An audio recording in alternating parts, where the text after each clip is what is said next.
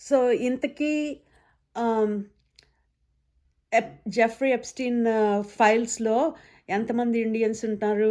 నాకు తెలిసినంత వరకు ఫస్ట్ హర్‌దీప్ సింగ్ పూరి అంటే పెట్రోలియం మినిస్టర్ ఉన్నాడు. హ్మ్. తర్వాత ఆహ్, వాడి పేరేంటి? దీపక్ చోప్రా ఉన్నాడు. హ్మ్. మోడీ పేరు మెన్షన్ ఉంది.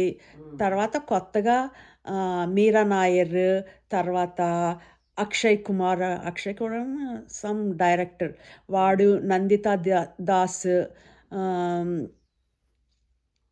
అనిల్ అంబానీ, హ్మ్. ఆహ్, వీళ్ళున్నారు. హ్మ్. కానీ ఈ మొత్తం ఇండియాలోని ఇండియన్స్ ఉన్నారు కదా! అందులో ఒక్కరు కూడా ఆహ్, అదే అండర్ ఏజ్ సెక్స్ ఆ స్కాండల్‌లో లేరు.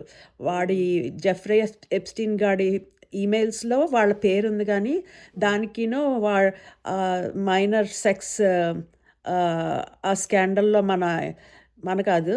ఇండియా ఇండియాలోని వాళ్ళెవ్వరూ లేరు. ఒక్కరు హ్మ్. కూడా లేరు. హ్మ్. ఒక ఒక ఇండియన్ ఉన్నాడు గానీ, వాడు ఇండియాలో ఉండడు. అమెరికాలో ఉంటాడు. వాడి హ్మ్. పేరు దీపక్ చోప్రా.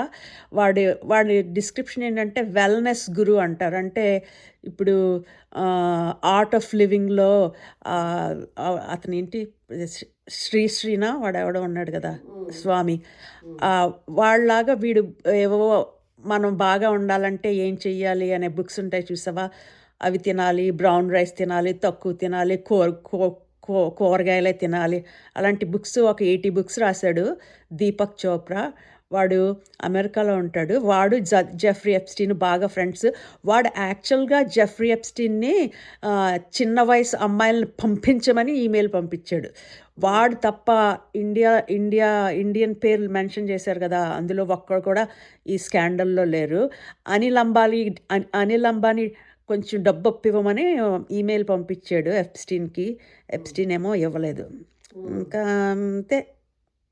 మేబీ ఎప్‌స్టీన్ గాడికి ఆహ్, వైట్స్ తప్ప ఇంకెవరు ఆళ్ళ సెక్షువల్ పార్టీస్‌లో పాల్గొవడం ఇష్టం లేదేమో!